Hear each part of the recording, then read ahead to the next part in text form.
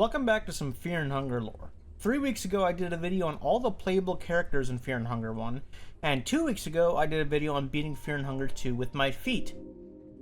I was originally going to do a whole video essay on The House of Leaves, a book I've been reading, and like Fear and Hunger, it is a different type of horror, but after 11 pages of the script, I realized this book is 24 years old. People have done video essays on it, and I don't know, I feel like I'd be out of my depth doing a book review. But anyway, now I want to talk about the playable characters in my favorite Fear and Hunger game, the second one. But not only the playable characters, but all the Termina contestants. In this first video, I will cover the first 7 alphabetically, so if you want to see the next part of this, remember to sub and like to see it next week. In Fear and Hunger 2 Termina, the Termina Festival is more like a battle royale. The contestants have 3 days to kill each other, or let each other die off until only one is left. If they wait too long, however, the Light of the Moon God, Rare, will reveal who they truly are, in a display of flesh and bone morphing them into their worst selves, as some YouTuber put it. With this, we really do know these 14 unfortunate souls and who they are. And with that, let's get into it. But before we start, if you could like this video and subscribe, it would mean a lot. We're so close to 8,000 subs, and if you aren't subscribed, I would really appreciate it if you did, and you can always unsub later if you hate it. Anyway, on with the video. To start in alphabetical order, let's go with Abella. Born in Oldegard in September of 1914, her homeland was ravaged by the First World War. In contrast with this, however, Abella had a good childhood with a large family. During her early life, the Second World War was starting out. Abella was glued to the radio, listening to what was happening in Eastern Europa, safe from the front lines. She was too young to fight anyway, but she wanted to help out, so she would tinker with the radio that she loved to hear more. Doing this, she gained a love of electronics, and a few years later, while taking care of her family, she became frustrated she couldn't help out even more. However, with her extreme engineering knowledge, she was more useful at home. Late one night, she was walking in an alleyway and found a wounded man. You can choose to help him or not, but either way, she searches him, and she finds out she is a member of a resistance force known as the Nameless Liberty Underground, or the NLU for short. This group was not aligned with either side of the Great War, the Eastern Union or the Bremen Empire. In fact, they would do their best to thwart both sides of the war, stop as much bloodshed as possible. Eventually, either talking with the man she saved or finding the NLU herself, she talks with an NLU member and decides she is largely aligned with their goals. She quickly found a home in the NLU with her advanced engineering. She became extremely trusted and important to the NLU's plans, so they wanted her to go and discover some secret weapon that the Eastern Empire was developing, and the Bremen Empire were extremely interested in a town called Prehevel, the capital of the country of Bohemia. If you want to know what that weapon actually is, I suggest you watch my video on logic, right here. But anyway, the NLU gave Abella a pair of standout red shoes, so that other NLU members would secretly know who she was when she was in Prehevel. And with that, she was put on the first train to Prehevel. Once she was on her way there, the train mysteriously stops, when she has a mysterious dream about a strange man with a painted face who tells her about the Termina Festival. She then wakes up and tries to fix the train, but strangely cannot find out what's wrong with it. It should be running. From here, you take control of Abella, where it's unclear what happens canonically, as you don't have to play as her. However, she has a unique interaction with another member, Calura. If she tries to rest in the mayor's house, he will try to force himself on her. Other than this, we don't know what canonically happens to her, whether she finds logic, the weapon, or not. However, if she wins the festival, she will decide to take it as a blessing after she fights the final boss of the Traces of the Moon God, Rare. She takes her knowledge and wants to go see Rare again, and starts the space race and designs the first rocket ship. Other than that, we don't know what happens to her. When we look at her Moonscorch form, if you're not playing as her, she will take the form of a strange elephant being. Someone who is extremely muscular and has a seemingly masculine appearance. But if you want to look more in depth on the Moonscorch form, you can see it here, as I will not be discussing all the Moonscorches in this video because it's already a super long video. Next up is August. August is one of the non-playable contestants, however, so there's not as much lore on him, but we still have a little bit. We don't know exactly when August was born, but we do know it was in July, due to him having the tormented soul. Some contestants call him an old man, but he doesn't look too old, so I'm going to assume he's around 40 or 50. So I'm thinking he was born in the late 1800s, probably around 1890 or so. but we don't know too much about his childhood other than he was born in Oldergard, and his grandfather used to speak to him in the language of Oldergard, which he quickly picked up himself. In the stories his grandfather would tell, his ancestors would have a connection with the Kaiser, the leader of the Bremen army. The Kaiser used to be an enemy of one of his ancestors in the 1500s named Ragnvaldr, who was a protagonist of the first Fear and Hunger game, and you can see his story here in this video. But the Kaiser did achieve godhood. Despite this, however, Ragnvaldr had a wolf companion that is somehow either immortal or just 500 years old. Somehow. This wolf, named Moonless, is a guardian of August's family and is still alive deep under a town called Prehevel. Sometime later, August had a wife and 2 children, something he is very proud of. Despite his habit of traveling and living a nomadic lifestyle, he always makes sure that his wife and kids who are currently in the country of Valand are well provided for. Despite this, however, he learns that the Kaiser has finally been spotted in the town of Prehevel, the capital of Bohemia. August gets on the first train there. From there, Fear and Hunger 2 starts, and we don't really know what is canon. However, August can be seen jumping from rooftop to rooftop, killing Moonscorch, and doing a lot of impressive feats for a 50-year-old man. In certain events, Karen, the photojournalist who we will get to, claims that she stole a book from August that had all of the Termina contestants written down and all their statistics. Karen thinks this is a book just in case August does need to kill them all and survive himself. August denies this, and we don't know if it's true or not. If the player goes for the A ending, they will end up fighting Moonless, the fabled dog from August's grandfather's stories. If August is alive here, he will calm the dog down, and she will listen to her companion and back off. August will then give the player healing items and apologize on Moonless's behalf. The last event with him is if you get to the White Bunker, and by extension, the Kaiser on the very first day. He will be there trying to kill him, getting 3 good arrows in on his head before getting cut down. In the fight with the Kaiser afterwards, the arrows will still be there. Other than that, we don't really know anything else about August. He will never Moonscorch, as he will always die before it happens, as well as he cannot win the festival as he is not a playable character. Next up is Calura, an unplayable character, and a disgusting man who is a mobster in the Fear and Hunger universe. More than likely he is from the Vatican. Calura was born in March, somewhere in the late 1800s to the early 1900s.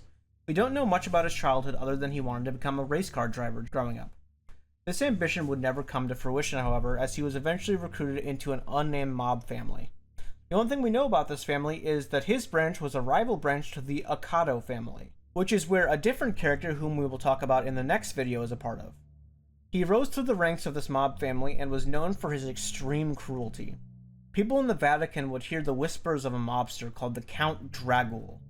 This Count Dragul was obviously Calura. It is unknown why he found his way to Prehevel, but perhaps he was looking for a mobster who killed the head of the Akado family. But it is really unknown. This is where Fear and Hunger 2 begins. If you loiter around the train early on, he will push you around. Other than that, he only has 2 unique interactions if you play as 2 different characters. If you play as Abella, the woman we talked about earlier, he will show you how much of a monster he truly is as he will try to force himself upon you, which is really bad. If you are playing as Marco, whom we will get to later, if you sleep in certain locations, he will wake you up and try to kill you as a rival mobster. He is strangely one of the couple Termina contestants that is just trying to win the festival. He just goes around killing people. He tries to kill Henrik, Karen, as well as Levi. However, no matter what, he will not win and will Moonscorch if given the chance. And like I said earlier, if you want an explanation of all the Moonscorch forms, watch that video I said. If someone does the A ending early enough though, Calura can survive. Which, we don't know if that's canon though. My favorite playable character is up next, that being a man named Dan. Born in the equivalent of the Netherlands in the Fear and Hunger universe, which doesn't have a name yet, in the year of 1913 or 1914. His parents were members of the Bunny Masks, a cult of Sylvian, the goddess of love. The cult is nomadic and would travel all over Europa, hosting orgies in the forests wherever they ended up. As a toddler, Dan would remember his parents donning the masks and running off into the meadows with the other members of their cult, leaving Dan to fend for himself for up to weeks at a time. Despite their horrible parenting, Dan's parents taught him some basics of healing magic of Sylvian, which he hated the idea of as he grew older, as it became a symbol of his parents' neglect. Around 10 years later, when Dan was 13, his parents went into the woods again, but this time they would never come back. His parents would die from the orgy, as they became lost in the sauce, as they say, and either starved to death or something like that. Dan would then find his way to the kingdom of Rondon, where he would meet a friend who would help him get a job as a butler. He would use this job to get close to a certain Baron Einar von Dutch, who was a doctor. Dan would spend years under the Baron and would befriend his daughter. The Baron treated Dan very well and almost like a son, and would even teach him modern medical practice in exchange for Dan teaching him Sylvian's healing magic. Dan had no reason to say no, and learned the ways of a doctor, although never officially becoming one. Years would pass and Dan would fall in love with the Baron's daughter, Elise, and the Baron himself would agree that they should get married. With the Baron's blessing, they became married. Unfortunately, however, the Second World War would start around 1935. Dan would then become drafted due to his young age and medical knowledge. Dan would send letters back and forth to his wife and father-in-law, which kept his mind in one piece, as well as giving him a reason to keep on living. One day, however, the letters would stop coming. Dan was worried about this, and the second Rondon withdrew, Dan would rush home. Once he got there, he was met with a grisly sight. Both his wife and father-in-law consumed by a ritual to a god he didn't even know. Dan tried to bring his wife back with a Sylvian ritual, where he would sacrifice a part of his body to bring back a recently deceased person, where he sacrificed one of his eyes, but it was too late anyway. They were both gone along with his eye.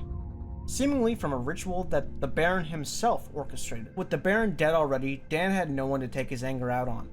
He was truly empty. The only thing he could do was find out why the Baron did this and what god he did it for. Dan would research the ritual and the symbol at the crime scene. One of the Baron's documents referenced him going to a town called Prehevel. With nothing left to do but go there and find more about this god, he got on the first train he could. Here he would become part of the Termina Festival. However, unlike almost every other contestant, Dan has some unique interactions with some mini-bosses of the game. There are two members of the Sulfur Cult, which are Needles and Stitches. When examining them, Dan will find out that somehow these two were his wife and father-in-law. However, their bodies were burnt by sulfuric fire and their faces painted blue. This made no sense, however. Dan saw their bodies. How could they end up here? He would go to find somewhere quiet to contemplate this, where he will be found in the White Mold Apartments, where he will find that very same symbol he found in the house where the ritual took place. He will be sitting over contemplating it. If you are Osa, you can choose to tell him that this symbol is the symbol of the sulfur god. Either way, however, you can get him to join your party here. He is probably one of the best party members, as he can sacrifice limbs to revive party members as long as they died in the same battle.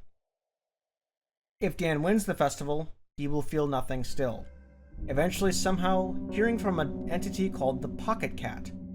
With nothing left to do and nowhere left to go, Dan will give into despair and become the next vessel for Pocket Cat.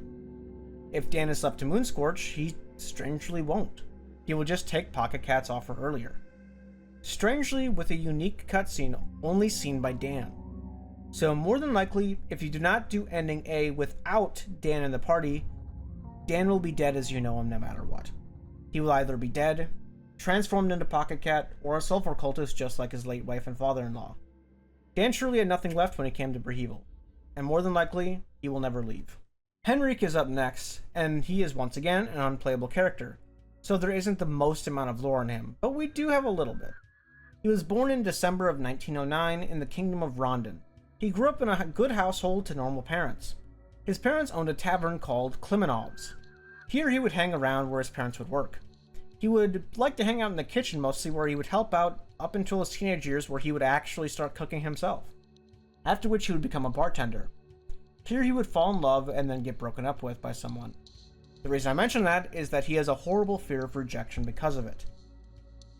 After his job as a bartender, he would try a lot of careers, namely an actor, an artist, a musician, etc., etc. However, no matter what he tried, he would immediately give up because of his fear of rejection. He would never even get a chance because of his fear. So eventually, because of all of his failures, he would make the walk of shame back to his parents' tavern. Here he would find his next love, cooking. He would find out that for once, he was actually really good at cooking. He actually had a natural talent for something, so much so that people would see him as sort of a Gordon Ramsay without the charm, or knowledge, or experience, or the charm, again, or pretty much anything. But he did get some fame from his above-average cooking skill. Newspapers would even start writing articles about his parents' tavern because of him. He eventually would stagnate, though. He would take a vacation to Prehevel to find some inspiration for some new dishes where the events of the game will take place. He is one of the first people to Moonscorch if left alone. That could indicate that he is one of the more weaker mental states, but I'm not sure if that's actually the reason, but it's at least my headcanon.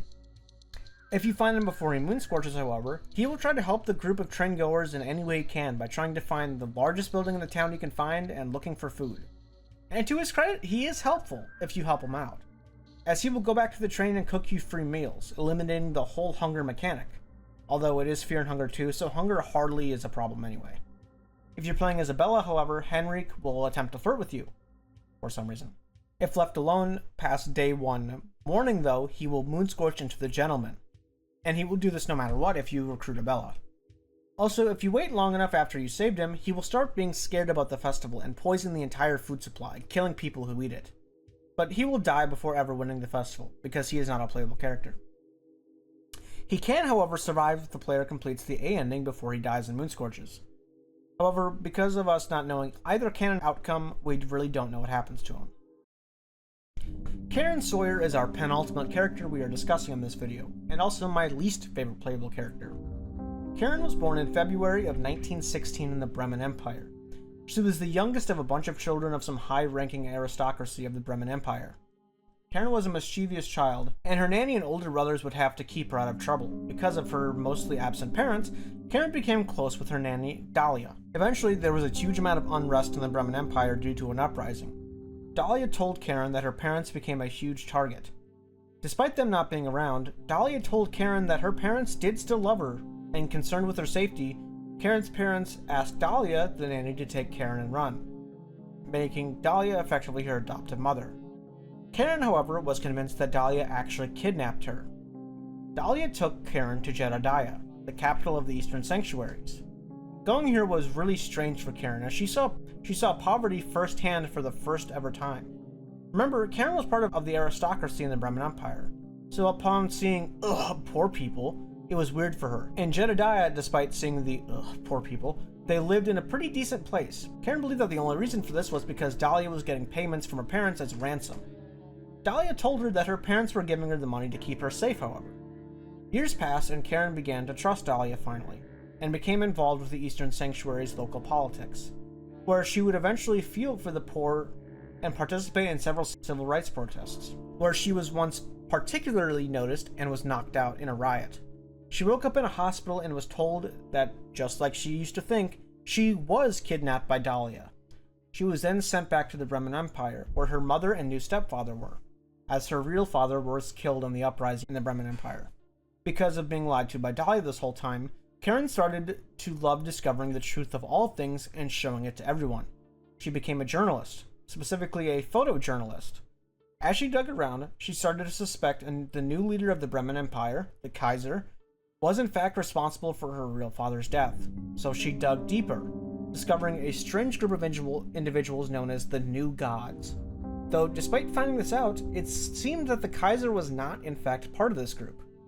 However, the more she dug, the more it seemed that the New Gods were behind both world wars happening. Around this time, a ceasefire happened between the Bremen Empire and the Eastern Sanctuaries. This was strange, but Karen dug into the ceasefire and found out that there was something both parties did not want destroyed, in a town that was about to become a battleground, and that is why the truce happened. Karen, finding this strange, hopped onto the first train to the town for Hevel, where the game starts, where she is immediately distrustful of everyone on the train, especially Dan. She believes that all the weird things happening are because of the Bremen Empire doing some experimental weapons testing on them. But as Dan says, that's ridiculous. She can be found in several places throughout the game, taking pictures and skulking around. She can be recruited outside a derelict news station. Near the end of the festival, if she hasn't died or been recruited, she will be in a state of delirium on the third day. She will be saying that people see photojournalists as vultures, profiting off the war and all the dead children, but she sees them as Valkyries, honoring the dead and carrying all their wishes on her back. It is unknown what happens to Karen, but if she wins the festival, she will show off her pictures and convince the world of what happened in Prehevel. Even if no one believes her, she keeps herself sane by trying to convince others of the real truth behind the New Gods and the Kaiser. Finally, for the last person of this video, we have Levi, probably the most tragic character in the game. Levi was born in Prehevel itself, in May of 1924. The poor boy grew up in a rough household. His mother was constantly beat by his father, who was an extremely aggressive drunk. Despite his bad home life, however, a few moments of happiness would shine through. One of which was where Levi would slightly pick up piano by watching his mom play. He expresses wanting to fully learn to play the piano during later events of the game. But one bad night in particular, he heard his father begin to beat his mother from his room. He heard his mother run to him, where Levi can either stand up to his father or pray. Either way, his mother will end up dying because of this beating. As Levi was only a child, he couldn't stand up to his father even if he tried.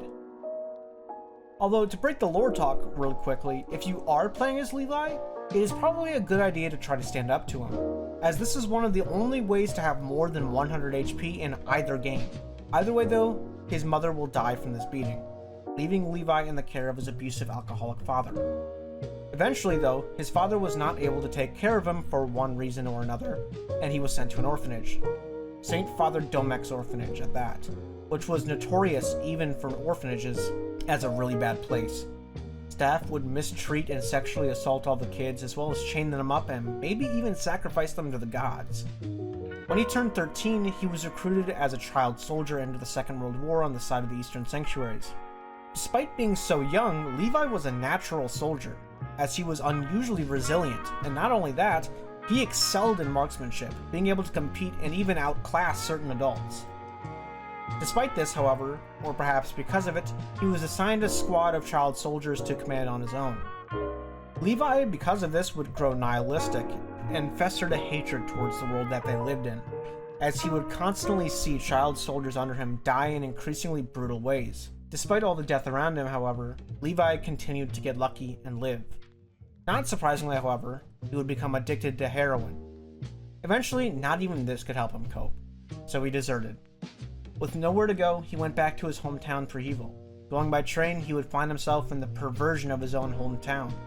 If left alone, he will be having panic attacks and withdrawals all alone or getting assaulted by Calura. What a nice guy Calura is. He will transform into the Weeping Scope during late day 2. Which to me is kind of surprising, as he doesn't seem in the greatest mental state. I feel like if I were in that situation, I would be moon scorching the second I step off that train. I feel like I would act similarly, if not worse, than Levi does. If he wins the festival, however, he will leave and do what he does best, tries to forget about the pain.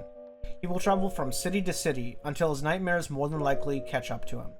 But he gets a badass motorcycle, so that's something. But it is implied he doesn't last long, even if he is the winner. Some cool fun facts about Levi, however: his name originally was Soldier Number 11. He wasn't supposed to have a name originally. He was supposed to just be a nameless soldier, and he was going to forget his name entirely. But due to Stranger Things being out during the game's development cycle, the game developer, Miro Havernine, scrapped that name, and just named him Levi.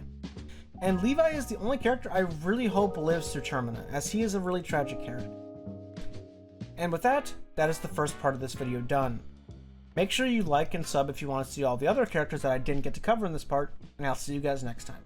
I love you all. Bye-bye.